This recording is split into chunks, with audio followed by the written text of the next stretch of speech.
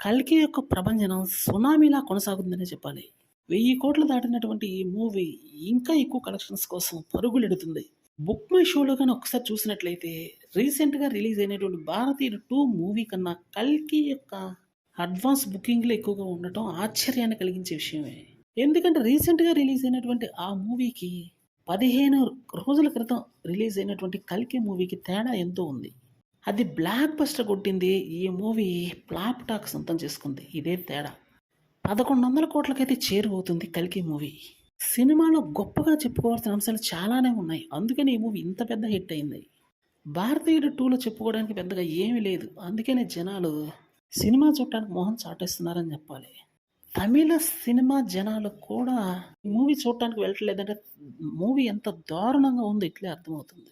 కాబట్టి ఇటువంటి టైంలో 'కల్కికి' ప్లస్‌కి 'భారతీయుడు 2' మూవీకి కంపారిజన్ అనేది మాత్రం కుదరదనే చెప్పాలి. ఎందుకంటే అదెక్కడ, ఇదెక్కడ. శంకర్ యొక్క మ్యూజిక్ డిజాస్టర్‌గా మిగిలింది. నాగశ్విని యొక్క మ్యాజిక్ అదరగొట్టింది.